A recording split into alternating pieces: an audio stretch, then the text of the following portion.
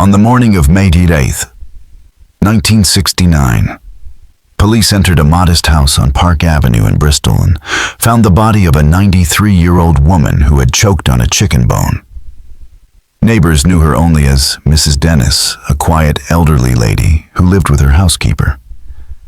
What they could not have guessed was that this frail figure was once one of the most infamous women in British high society. She was Almina Herbert, the 5th Countess of Carnarvon, whose fortune financed the discovery of King Tut's tomb, and who later inspired the character of the Countess of Grantham in Downton Abbey.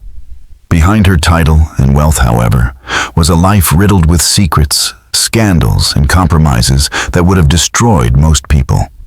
From her beginnings as an illegitimate child, to her involvement in blackmail schemes, adultery trials, and rumors of illegal abortions in her nursing homes, her story unfolded like a dark Victorian drama. When police combed through her simple home, all they found were a few sad relics of her past. A silver picture frame showing a castle, old letters tied with ribbon, and a jewelry box filled only with cheap trinkets. It was a pitiful contrast to the life she once led, surrounded by Rothschild treasures, courted by kings, and feared by the elite of London. The woman who died quietly in Bristol had once cared for wounded soldiers, attracted powerful men, and cast a shadow over England's aristocracy. Her rise and fall remains one of the most remarkable and disturbing tales of the British upper class, exposing how greed, corruption, and the hunger for status can consume even the strongest souls. In the heyday of Victorian England, when the empire seemed unshakable and aristocrats ruled from their vast estates, no estate stood more proudly than Highclere Castle in Hampshire. Its Gothic towers and 5,000 acres symbolized wealth and tradition, built on centuries of Herbert family history. Yet behind the grandeur, the reality was crumbling. By the late 1800s, many noble families faced financial ruin. The costs of running their estates were crushing, while social rules barred them from engaging in trade. Agricultural decline had stripped away rental incomes, and the expenses of running great houses soared. Highclere required more than 80 servants just to function. The butler oversaw a strict household hierarchy, while gardeners worked endlessly to keep the grounds immaculate. Fuel bills devoured fortunes, and entertaining guests was not optional but essential to maintain social rank. Even the upkeep of the great library with its priceless manuscripts cost more each year than most middle-class families earned in a decade. Into this desperate world of appearances and financial strain came a strange arrangement, one that bound together ambition, secrecy, and destruction. And at its center stood Lady Almina. The woman at the center of this story was neither born noble nor even legitimate. Yet her life would transform the destiny of one of England's most powerful earldoms. Her rise came through an arrangement that defied every traditional belief about bloodlines, class, and the true engines of power in Victorian Britain. London in the 1870s was a city of contrasts, where the grandeur of ancient aristocracy collided with the booming fortunes of railway tycoons, mining magnates, and banking dynasties.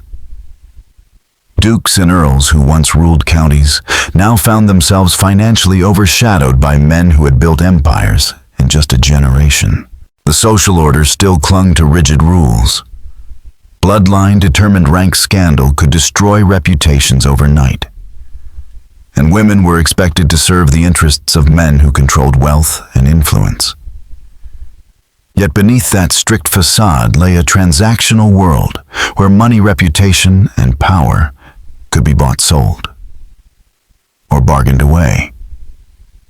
No one understood this better than the new elite of London's financial world, especially the Rothschilds.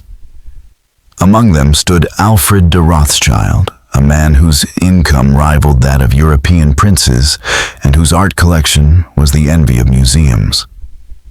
At his Mayfair mansion Seymour Place, he entertained cabinet ministers, foreign dignitaries, and celebrated performers, blending politics, finance, and scandal in glittering salons that stretched the boundaries of Victorian respectability. For all his wealth, however, Alfred remained an outsider. The hereditary nobility could accept his loans and attend his soirees, but true aristocratic legitimacy was beyond his reach. This unspoken rejection revealed Britain's deeper anxieties, the crumbling certainty of old bloodlines as industrial and financial power threatened to reshape the social order. Aristocratic families faced ruin unless they forged alliances with this new money, while men like Rothschild sought legitimacy that even staggering wealth could not purchase. Alfred's answer was an audacious scheme. He would bankroll the survival of a great house by securing a future for a child of questionable birth. In this exchange, legitimacy would be granted where it had been denied, fortunes would be salvaged, and the foundations of a dynasty would be reshaped. But what began as a calculated transaction, money for status, would spiral into a web of ambition, dependence, and corruption that haunted Highclere Castle for decades. Almina Victoria Marie Alexandra Wombwell was born on April 14, 1876, into a world of careful concealments. Official records listed her father as Captain Frederick Charles Wombwell, a retired army officer turned businessman, and her mother as Marie Boyer, his French wife. These documents, however, were more fiction than fact, part of a deliberate construction meant to mask a truth society preferred not to see. Marie Boyer Wombwell was a striking figure, a woman of beauty, refinement, and complicated circumstances. Born into a respected French banking family with ties across Europe, she carried herself with the polished elegance that was increasingly prized in cosmopolitan London. Her education and social connections gave her access to the drawing rooms of influence. But her personal life and her daughter's birth would become the foundation of one of the most controversial bargains in British high society. Marie was the kind of woman who could turn heads in any salon across Europe. She spoke 4 languages with ease, played the piano at near concert level, and carried herself with a refinement that made her welcome in the drawing rooms of both Paris and London. To society, her marriage to Frederick Wombwell seemed a respectable match, uniting a French banking background with a Yorkshire lineage tied to the military and racing worlds. Frederick had charm, wit, and the easy manners of a man at home in London's clubs. Yet beneath the polished exterior, the union was a disaster from the beginning. Frederick's reputation for unreliability soon became impossible to disguise. He gambled heavily, accumulated crushing debts, and tried to cover his losses with schemes that edged into outright fraud. Whispers circulated that he forged his wife's signature on financial documents and even pawned her jewelry. His drinking escalated from lively evenings at the club to a dependence that wrecked his health and credibility. By the early 1870s, Marie had withdrawn from him in everything but law. Divorce was out of reach for a woman of her position, and so she lived in a strange half-world, trapped by convention, yet no longer bound in reality to her husband. It was in this vulnerable period that she encountered Alfred de Rothschild. Already a rising star in the world of finance, Alfred was known for his wealth, his Mayfair soirees, and his eccentric refusal to marry. With Marie, however, he found something more than a passing diversion. Her elegance, intelligence, and continental sophistication fascinated him. What began as polite conversation soon deepened into intimacy, though society never named it openly. To the outside world, Alfred was Marie's financial advisor and later her daughter's godfather. These titles provided the thinnest of veils for a relationship that everyone in their circles suspected, but no one dared confront. Behind the polite fiction was a bond that would change history not only for Marie and her daughter, but for the entire Carnarvon dynasty. For in Alfred's fascination with Marie and later with her child lay the beginnings of an arrangement that would shake the foundations of British aristocratic respectability. In truth, Alfred de Rothschild had become far more than a family friend to Marie. He was her protector, her financier, and the silent architect of her social survival. He set her up in a fine Mayfair house, paid her household bills, covered servants' wages, and funded her entertainments that kept her visible in fashionable society. His generosity went beyond necessity. Jewelry, artwork, and couture gowns made her one of London's most admired women, even though her official status as a separated wife should have excluded her from polite company. When Marie announced her pregnancy in late 1875, the situation posed both danger and opportunity. Legally, she remained Frederick Wombwell's wife, which allowed the child to be born legitimate in the eyes of society. Yet those who saw the baby born in April 1876 knew the truth. The delicate features, the sharp eyes, and the quick wit all pointed unmistakably to Alfred rather than Frederick. Even her unusual name Almina seemed to hover in a space between acknowledgement and denial. A careful blend that hinted at hidden origins while never openly admitting them. What left no doubt was Alfred's sudden devotion to the child. He took an intense interest in Almina's upbringing, far beyond what could ever be expected of a godfather. He became her unofficial guardian, showering her with gifts and securing her every advantage, while Frederick, presumably paid for his silence, drifted into the role of a detached, almost symbolic father. From her earliest years, Almina lived inside a structure of deception so seamless that it became her normal. She learned quickly that appearances mattered more than truth, that influence mattered more than honesty, and that survival depended on cultivating allies as powerful as Alfred. Observers described her as unusually precocious, with a sharp instinct for reading people and situations. She seemed to understand instinctively that she lived in a world built on lies about her birth, about her family's finances, and about the relationships that held it all together. Far from weakening her, this education in duplicity became her greatest weapon. She grew up polished, confident, and prepared to navigate a society where power was won not through virtue, but through manipulation and control of reputation. By the time she neared her 17th birthday in 1893, the transformation was astonishing. Alfred's money and careful planning had turned her from a child with no rightful place into one of the most dazzling young women in London. Her education was impeccable, with tutors chosen as much for their discretion as for their skill. She spoke fluent French, German, and Italian, played piano with professional skill, and carried a knowledge of art, literature, and music that impressed even the most seasoned social critics. Dressed by the best couturiers in the city, her wardrobe rivaled that of any duke's daughter. By every outward measure, she was the very picture of aristocratic promise, yet beneath the gowns and accomplishments lay a foundation of secrets that could never be revealed without bringing the entire edifice crashing down. Almina's debut into society was nothing short of dazzling. Draped in Worth gowns adorned with Cartier jewels and carrying herself with poise far beyond her years, she was presented as the perfect young lady of privilege. Every accessory, every gown, every carefully orchestrated appearance was part of a calculated investment in her future, funded and directed by Alfred de Rothschild. More than just appearances, Alfred had also woven a network of financial protections, trusts, allowances, and complex arrangements that secured her position in ways no ordinary godfather would have ever contemplated. These gestures, though practical, stirred whispers that threatened the delicate balance of her identity. London society thrived on gossip, and Alfred's open devotion to Almina did not escape notice. Some whispered with cruel imagination that his interest was not entirely paternal. A rumor that, though almost certainly false, underscored just how precarious her place was. Others speculated more shrewdly about her true parentage, pointing to her striking resemblance to Alfred and the extraordinary financial arrangements made in her name.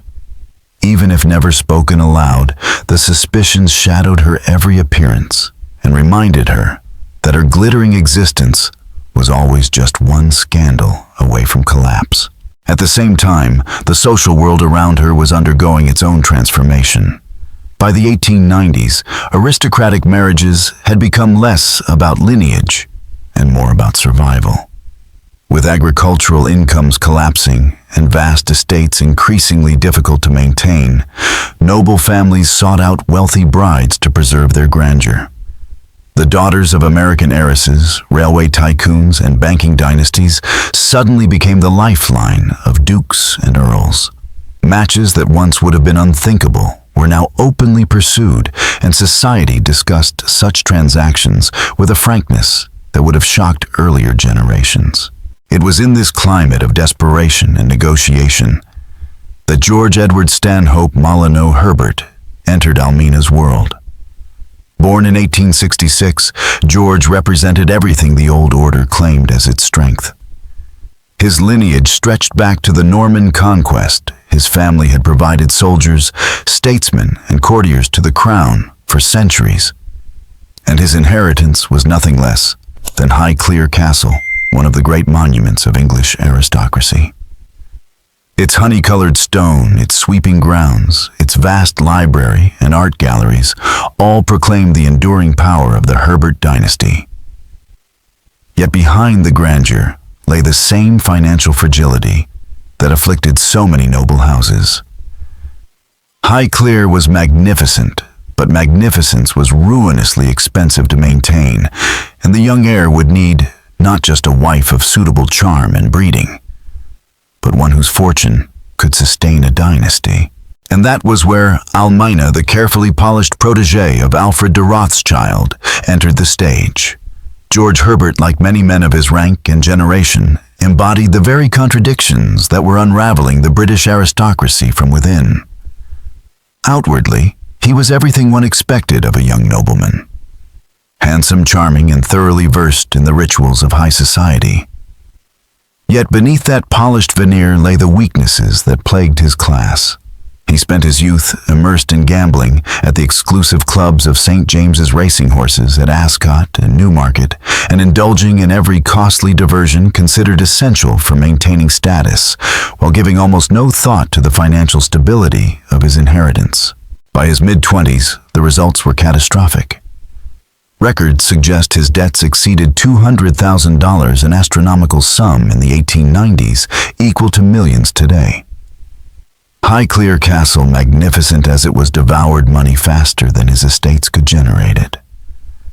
The lavish staff, the endless entertainments, and the sheer upkeep of the great house drained his accounts, while his own reckless spending pushed the Herbert fortune to the brink of collapse. Yet the concern went beyond money.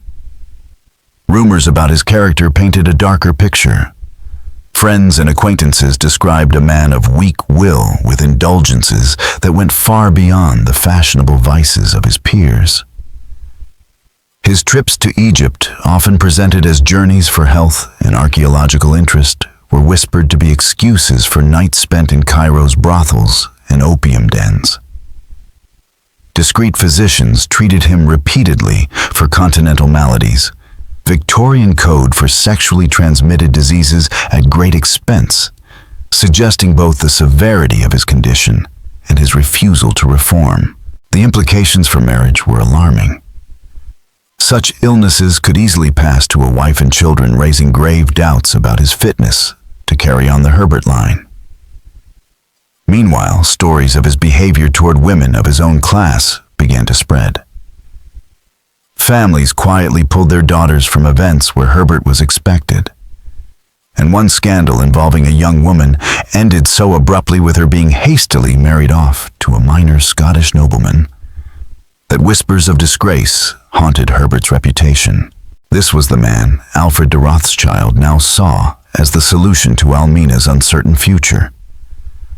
Herbert needed money urgently and in vast amounts. Almina needed the legitimacy of an ancient title to erase the whispers about her parentage. And Alfred himself needed to secure his protégé's future while tying his name, however discreetly, to one of England's most historic houses. What emerged in the winter of 1893 to 94 was not a romance, but a negotiation executed with the cold precision of a business merger. Lawyers, bankers, and society intermediaries worked behind the scenes to shape the terms of an alliance that promised money for respectability and status for survival. The marriage contract that would follow was one of the most remarkable arrangements of its era. An agreement that would preserve Highclere Castle crown Almina as the Countess of Carnarvon and set in motion a saga of wealth, scandal, and ruin that would echo for decades. The bargain struck between Alfred de Rothschild, George Herbert, and Almina Wombwell was one of the most audacious of the Victorian age. Alfred agreed to pay off the Earl's staggering debts and guarantee him an annual income sufficient to maintain Highclere Castle in its expected grandeur. In return, Herbert would marry Almina, elevating her from the shadow of questionable birth into the ranks of legitimate aristocracy, with the promise that her children would be recognized as true heirs of the Herbert line. On paper, it was an elegant solution, money for stability, legitimacy for security. In reality, it was a pact that would poison the lives of everyone involved. When George Herbert V, Earl of Carnarvon, married Almina on June 26, 1895, the world saw only splendor. The ceremony at St. Margaret's, Westminster, was reported as a fairy tale union of old nobility and new beauty. Newspapers raved about the bride's radiant charm, the groom's distinguished heritage, and the lavish celebrations at Seymour Place, complete with Rothschild china, oceans of flowers, and the presence of royalty. What no column dared print was the truth that the wedding certificate itself was essentially the most expensive deception in British matrimonial history. The union was never about love, but about survival power and appearances. From the very beginning, Alfred remained the invisible hand controlling the marriage. The intricate financial documents that bound the couple ensured that their fortunes, and by extension their futures, depended on his continuing goodwill.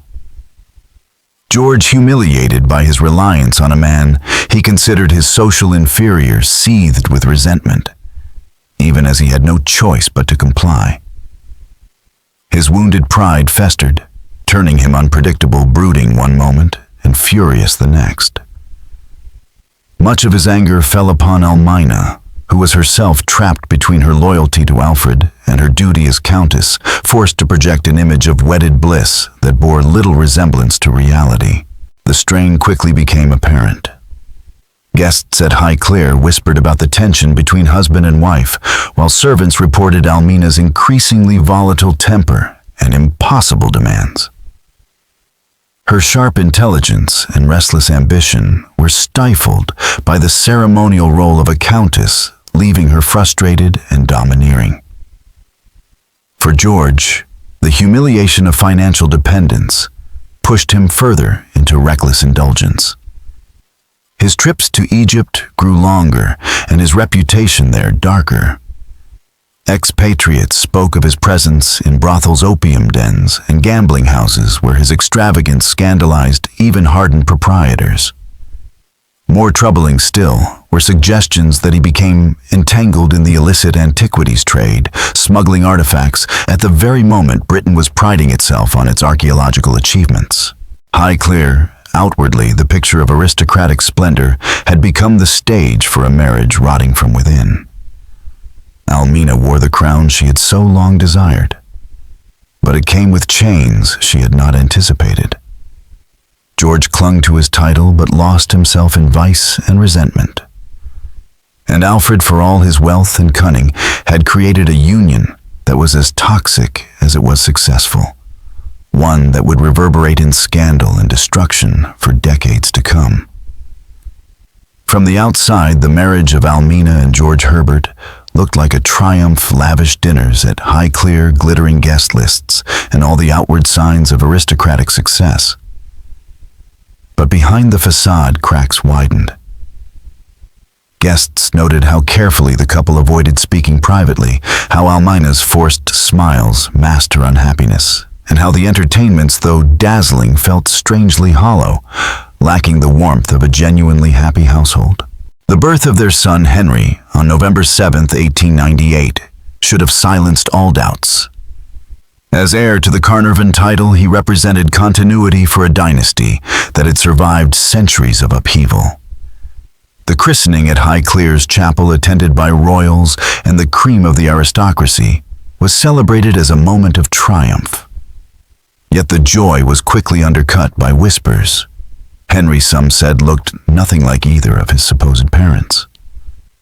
Instead, sharp-eyed guests remarked on his resemblance to Prince Victor Duleep Singh, the charming and exotic son of the deposed Maharaja of Lahore and one of Herbert's closest friends since their days at Eton. Prince Victor was a familiar presence at Highclere. His visits seemed to lift Almina's spirits, drawing out a happiness rarely seen in her strained marriage. The suggestion that he might be Henry's true father was explosive. If true, the heir to the Carnarvon earldom would not be a Herbert at all, but the illegitimate son of an Indian prince. Such a revelation could have shattered the family's standing, jeopardized the inheritance, and triggered legal chaos. Evidence suggests Herbert himself was aware of the affair. Instead of confronting it, he chose to look away, a decision rooted not in forgiveness, but in calculation. Prince Victor's immense wealth and government-backed income made him a valuable ally at a time when Herbert was drowning in debt and still reliant on Alfred de Rothschild's money. Maintaining the fiction of legitimacy preserved Herbert's dignity while keeping Alfred's financial lifeline intact. In effect, all parties colluded in silence, bound together by mutual interest, shared secrets, and the unspoken threat of scandal. For Almina, the compromise was more personal and more corrosive. She had achieved everything she had once dreamed of: title, wealth, social standing, but only by living inside a lie that grew heavier with each passing year. Her son was not her husband's. Her marriage was a contract sustained by convenience, and her social position rested on a precarious web of secrets that could unravel at any moment. The strain showed in her behavior. Friends and staff observed her growing obsession with control, her fixation on knowing other people's secrets, and her increasingly ruthless use of gossip, blackmail, and manipulation to protect herself. What began as survival tactics hardened into a system of power, one she would wield with precision in London society. That system expanded dramatically with the outbreak of World War I in 1914. In a bold move that stunned her critics and thrilled the press, Almina converted Highclere Castle into a military hospital for wounded officers. Newspapers lauded her as a model of patriotic duty, a countess who put her wealth, her home, and her energy at the service of the nation. To the public, she appeared reborn as a heroine. Yet to those who knew her best, the war presented something else, the perfect stage on which Almina could turn her craving for control, influence, and reinvention into a new form of power, one that would take her far beyond the drawing rooms of Highclere and into the heart of Britain's political and social life. To the public, Almina's transformation of Highclere Castle into a hospital during the First World War looked like the very essence of aristocratic duty. Newspapers praised her devotion to wounded soldiers, her apparent willingness to sacrifice private luxury for national service, and her ability to channel her wealth into patriotic purpose. In the official narrative, she embodied the best of the old order, noblesse oblige, in its purest form. But behind the headlines and carefully staged photographs lay something far more complex and far darker. Almina's decision was not simply an act of generosity, it was an act of control. The hospital she created was no ordinary institution. Highclere became a sanctuary of luxury, outfitted with the latest surgical technology, staffed by some of London's most skilled nurses and surgeons, and furnished with the sort of elegance more often found in Mayfair drawing rooms than in military wards. Officers accustomed to mudblood and rations found themselves in private rooms with fine linens, dining on meals, served with Herbert family china, and receiving medical care that rivaled the best Harley Street clinics. To the men who had crawled from the trenches of France, it seemed surreal, almost dreamlike. Yet this magnificence was carefully curated. Almina did not welcome just anyone to her hospital. Admission was less about wounds than about pedigree and potential. Young officers from titled families, men with promising futures in law, banking, or government, and those whose names carried influence were given preference. Ordinary enlisted men, no matter how dire their condition were, quietly sent elsewhere. The hospital was in truth a mechanism for building a network of gratitude and obligation that Almina could call upon long after the war. Patients became clients bound by the unspoken debt of having been saved and restored in a palace rather than abandoned in a barracks. Her need for dominance went even deeper. Every aspect of life within Highclere was monitored, catalogued, and filed away. Almina oversaw patient care with an intensity that extended far beyond medicine. She tracked their letters, their visitors, their conversations, and even their most private confessions made in moments of pain or despair. Nurses were instructed to record not just physical symptoms, but also the men's moods, fears, and family circumstances. Servants and orderlies became her informants, ensuring that nothing escaped her notice. What she presented as maternal concern was in fact a surveillance system worthy of a spy network. By the war's midpoint, she possessed dossiers of intimate details on scores of well-born young men. Information she could and would use to secure influence in the years ahead. For some patients, this constant observation felt smothering, even sinister. But for Almina, it was the logical extension of the lessons she had learned since childhood. Survival, and eventually power, depended not on truth or trust, but on secrets, gathering them, keeping them, and using them to control the people around her. The shine of Almina's wartime philanthropy concealed a far more troubling reality. Behind the glowing newspaper headlines and patriotic praise whispers spread about her late-night visits to the private rooms of young officers. She claimed these visits were for comfort and care, often arriving with brandy or a tonic to ease pain, and dressed in nightwear that blurred the line between propriety and provocation. What began as bedside chats often became probing interrogations, with Almina drawing out deeply personal confessions about family wealth, relationships, and ambitions.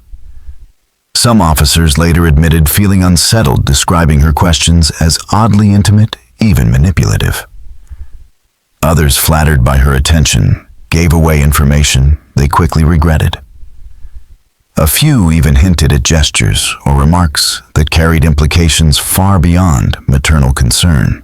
George Herbert, increasingly sidelined in his own home, looked on with bitterness. He mocked Highclere as Carnarvon amputate, a cutting reference to the stream of wounded soldiers filling its halls and his own diminished role within them. But his resentment was mixed with unease. He knew Almina was playing a dangerous game, cultivating influence over vulnerable men from prominent families, and doing so in a way that could not easily be challenged. Any attempt to rein her in would look like unpatriotic obstruction, and Herbert's own reputation for weakness and scandal left him powerless. When Almina expanded her operations to London with a second hospital at 48 Bryanston Square, the risks multiplied. Unlike Highclere, this Mayfair clinic operated in the shadowy space where charity medicine and politics blurred. Its patients included foreign officers, government officials, and wealthy civilians injured in air raids. With embassies and ministries nearby, the hospital became a natural hub for gossip and intelligence, and Almina seized the opportunity. Patients reported strange treatments, experimental sedatives that left them unusually talkative, disoriented, or unable to remember what they had revealed.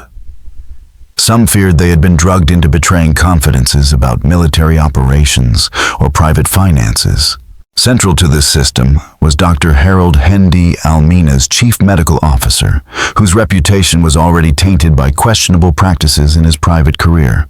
Under his direction, the hospitals quietly expanded their services well beyond battlefield medicine. Cosmetic procedures for officers disfigured in combat gave way to more controversial treatments, delicate surgeries for both men and women. Procedures cloaked in secrecy and spoken of only in guarded whispers. These included rumored abortions for society women who could not afford scandal, a service that, though illegal, carried immense demand among the upper classes. In truth, the war provided Almina with a perfect cover for what she had always craved: power built on other people's vulnerabilities. The wounded officers and society figures who passed through her care left not only healed bodies, but also secrets in her keeping, binding them to her in ways far deeper than gratitude. What she framed as patriotic duty was in practice a machine for gathering influence, extending control, and normalizing the exploitation of those too broken, dependent, or compromised to resist. By the time the First World War ended, Almina had reinvented herself yet again, this time as one of the most powerful women in Britain. The wounded officers she had treated at Highclere and Bryanston Square carried away more than healed bodies. Whether they knew it or not, they had been folded into a system of obligation. Careers advanced mysteriously. Promotions appeared at just the right time. Social introductions smoothed paths into the highest circles of influence, and financial opportunities opened like well-timed doors. Those who accepted Almina's patronage understood without being told that their good fortune came at a price. Gratitude had to be demonstrated, loyalty had to be maintained, and when it wasn't, consequences followed. Men who resisted or distanced themselves found that rumors about their conduct began to circulate. Promotions stalled, invitations dried up. Their names became quietly but effectively tarnished. It was a system of reward and punishment as efficient as any political machine. And by 1918, it had elevated Almina from a countess of questionable origins to a power broker whose reach extended across military, political, and financial life. Yet the very web of secrets and obligations that sustained her also made her increasingly vulnerable. Her empire was built on lies, and the weight of those lies grew heavier as her enemies multiplied. The true unraveling began with Lord Carnarvon's death on April 5, 1923 in Cairo. Officially, the Earl succumbed to blood poisoning after a mosquito bite became infected while visiting Tutankhamun's newly opened tomb. The story captured the world's imagination, fueling talk of Pharaoh's curses and feeding into the romance of archaeology. But beneath the myth lay a more sordid truth. Records from the British consulate in Cairo suggest that Carnarvon had been gravely ill for weeks before his death, showing symptoms consistent with advanced syphilis, a disease likely contracted years earlier during his notorious forays into Cairo's brothels and opium dens. His final weeks were marked by delirium, violent mood swings and physical decline, signs of a body and mind ravaged by an illness that could never be publicly acknowledged without destroying the family name. His death did more than end a marriage. It shattered the delicate balance of power that had kept the Herbert household in check. Alfred de Rothschild had died in 1918, leaving Almina wealthy, but also unprotected. Now her husband was gone too, removing the last buffer between her ambitions and the outside world. For nearly 30 years, Alfred's fortune and George's title had shielded her from the worst consequences of her schemes. Without them, she stood alone, a rich widow with no restraints, no oversight, and more dangerous secrets than ever. What followed would be the most scandalous and destructive chapter of Almina's life. Free from restraint, but exposed in ways she had never been before, She plunged into a final phase of manipulation, deceit, and reckless ambition that would consume not only her fortune and reputation, but nearly everyone entangled in her web. Almina's response to Lord Carnarvon's death was swift, calculated, and ruthless. Even as the world still murmured about Pharaoh's curses and archaeological wonders, she was already dismantling the financial safeguards that had sustained her for decades. Within weeks of returning to England with her husband's body, she began liquidating assets, paintings, jewelry, and even heirlooms from Alfred de Rothschild's bequest through discreet dealers and auction houses accustomed to laundering aristocratic wealth. The scale was staggering.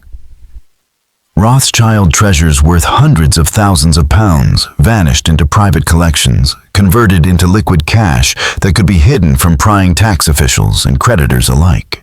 At the same time, Almina's relationship with her son Henry, the new 6th Earl, deteriorated beyond repair.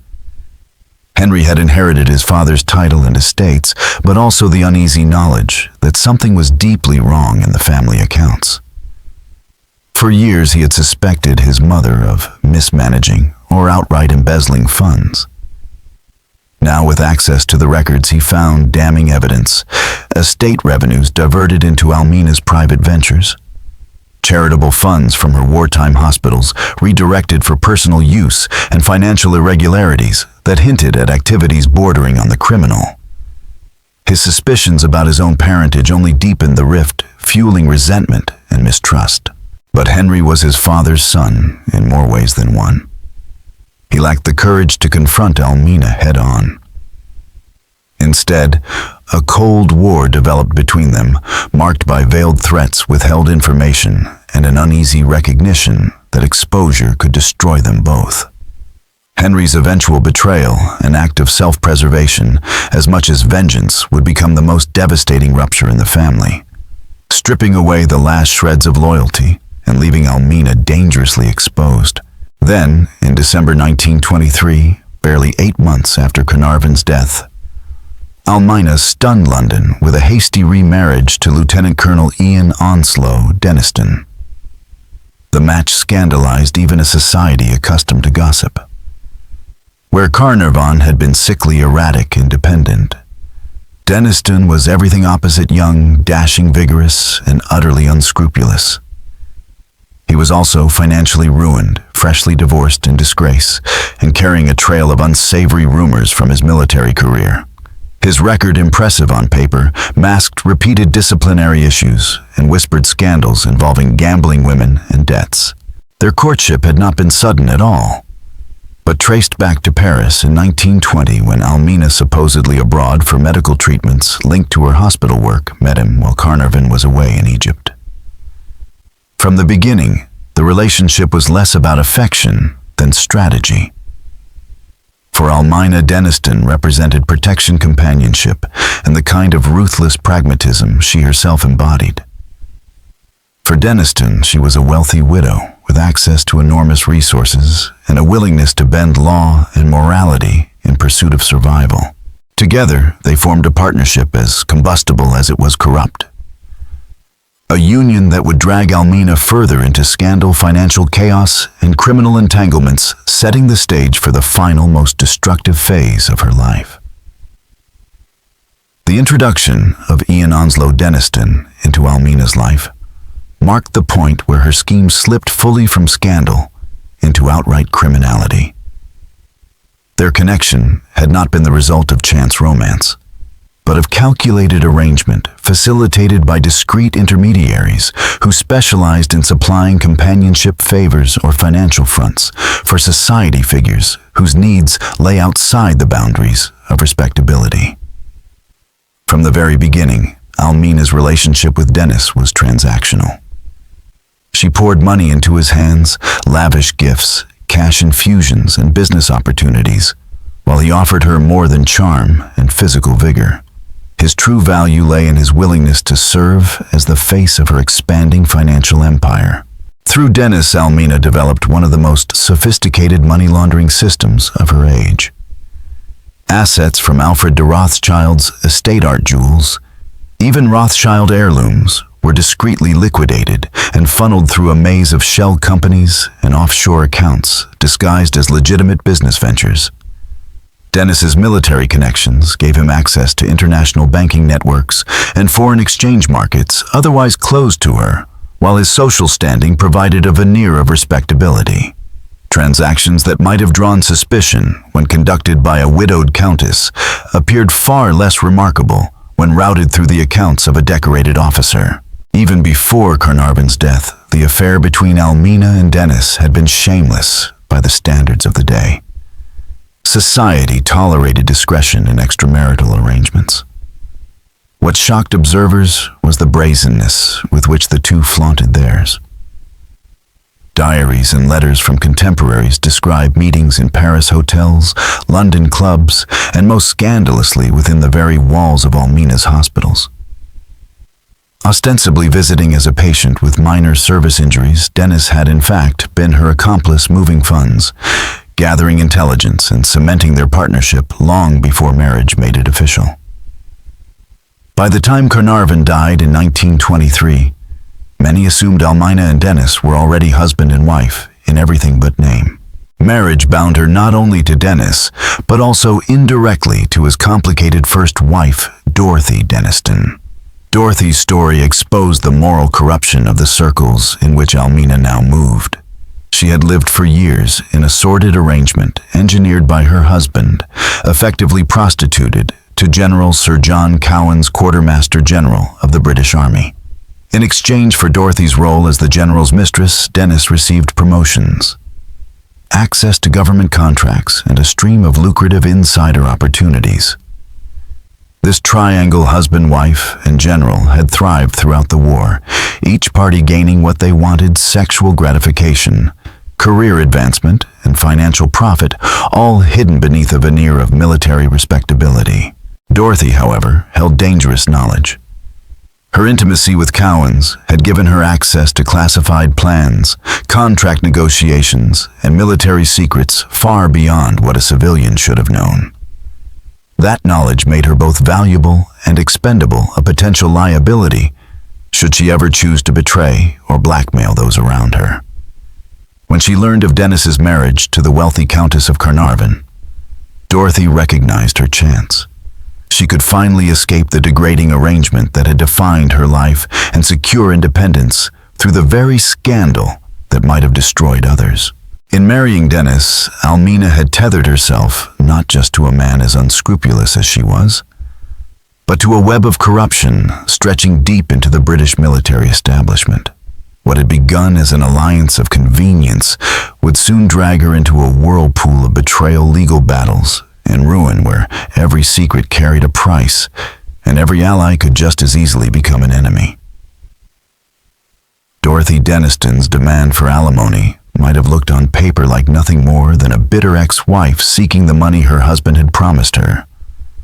But in reality, her lawsuit detonated like a bomb beneath the fragile edifice Almina had spent 30 years constructing. Dorothy knew far too much, not only about Dennis's hidden financial dealings with Almina, but about the shadowy network of shell companies' offshore accounts and laundering schemes that had funneled Rothschild wealth into untraceable cash. She also carried secrets from her years as General Sir John Cowan's mistress, secrets that touched on military intelligence, insider contracts, and even wartime reports alleging that Almina's hospitals had been used for espionage, experimental procedures, and other criminal ventures disguised as charity. The resulting trial, Denniston vs. Denniston, opened in March 1925 before the King's Bench Division of the High Court. For 17 sensational days, the case transfixed the press and public. What had begun as a marital dispute spilled into an exposé of prostitution, military corruption, financial crime, and aristocratic depravity. Newspapers splashed every sordid revelation across their pages, and the scandal eclipsed even royal gossip in its reach. Under oath, Almina could no longer hide behind the polished facade she had worn for decades. Pressed by opposing counsel and the threat of perjury, she admitted to adultery, laundering money through dentists, evading taxes, exploiting vulnerable officers, and overseeing illegal medical operations in her nursing homes. Witness after witness dismantled the myth of the patriotic countess. Former patients testified to being pressured into sexual liaisons, blackmailed with secrets confided during their hospital stays, or coerced into signing financial documents they did not understand. The most explosive testimony came from Dr. Harold Hendy, who turned state's evidence under a grant of immunity. He described in damning detail how Almina's London nursing homes had been used as fronts for illegal abortions performed on wealthy women, desperate to avoid scandal. According to Hendy, Almina had personally carried out dozens of procedures herself, profiting immensely while endangering the very women she claimed to help and keeping records that could later be used to blackmail them if necessary. In the end, the jury technically ruled in Almina's favor, rejecting Dorothy's financial claim. But the verdict was a hollow victory. The reputational damage was total. The trial had stripped away every layer of glamour, exposing Almina not as a benefactress, but as a manipulator who had exploited war wealth and weakness for her own gain. Society recoiled. Overnight, she became a pariah. Invitations stopped. Her name was scrubbed from charity boards. Shops that once extended her credit now demanded cash up front. The financial toll was brutal. Nearly $400,000 spent on legal fees and damages, one of the largest legal expenditures of the decade. But even worse was the collapse of her social world. The aristocracy that had once relied on her resources and tolerated her eccentricities now treated her like a contagion. And within her own family, the betrayal was even deeper. Her son Henry seized the scandal as an opportunity to dig into her books and launch his own investigation into how much of the Carnarvon fortune had been siphoned away by his mother's schemes. The trial had not imprisoned Almina, but it had destroyed her. From this point on, she was not a countess commanding influence over kings and generals, but a disgraced woman clinging to the remnants of a fortune and watching the empire she had built from lies unravel piece by piece. Henry's investigation into his mother's affairs confirmed what many had long suspected. But few had dared say aloud, Almina had been systematically looting Highclere for decades. What he uncovered went far beyond eccentric spending or sloppy bookkeeping. It was outright theft on a breathtaking scale. Priceless portraits had been quietly swapped for forgeries, rare manuscripts sold off to collectors in Paris, Macharis, and New York, and family jewels replaced with paste copies that glittered in the candlelight but were worthless in reality. Even artifacts gifted by monarchs' heirlooms that had defined the Herbert legacy for centuries had been liquidated to feed Almina's hunger for money, power, and influence. The Inland Revenue, armed with Henry's evidence, moved decisively. In 1951, she was formally charged with decades of tax evasion, the authorities demanding repayment with interest and penalties that consumed the last of her fortune. Investigators exposed a labyrinth of shell companies, offshore accounts, and money laundering schemes, sophisticated enough to shame a banker, all of it designed to disguise millions siphoned from both Rothschild wealth and the Herbert estate. The criminality stretched back to the very start of her marriage, proving that Almina's climb into society had been built not on legitimacy or luck, but on fraud. Stripped of resources, she declared bankruptcy. Creditors seized even the smallest possessions, while auctioneers pawed through the remnants of her once vast collection. Where she had once dined with princes and prime ministers, she now struggled to pay household bills. The death of Dennis Denniston in 1938 left her alone, bereft of allies, and dependent on scraps of charity from acquaintances who remembered her power, but no longer feared her. Attempts to restart her nursing home empire fizzled. Regulation had caught up with her methods, making the kind of unlicensed operations she had once profited from impossible to revive. Her final decades were a sad parody of the life she had once led. She tried to monetize her connection to Tutankhamun, writing sensationalized articles and giving lectures about her supposed role in Carter's great discovery. But even here, her instinct for self-mythology undermined her. Accounts from attendees describe rambling talks that mix fragments of truth with outright invention, delivered by a woman whose grip on reality seemed to weaken year by year. The brilliant manipulator of her youth had become an aging fabulist, clinging to borrowed glory and fabricated memories. The end came quietly on May 8, 1969, in a modest terrace house in Bristol. She choked on a piece of chicken gristle at dinner, an oddly fitting death for someone who had spent a lifetime consuming more than she could manage. Money, power, secrets, and lives. She was 93. Her companion in those final decades was Anne Ledbetter, a nurse-turned-housekeeper who, despite decades of exploitation, had stayed loyal when nearly everyone else had abandoned her. Even in death, Almina found a way to wound. Her will excluded Henry and his descendants entirely, leaving what little remained of her estate not to the Herbert family, but to Anne's son, Anthony Ledbetter. It was one last act of defiance, a final twist of the knife aimed at the family that had repudiated her and the society that had cast her aside.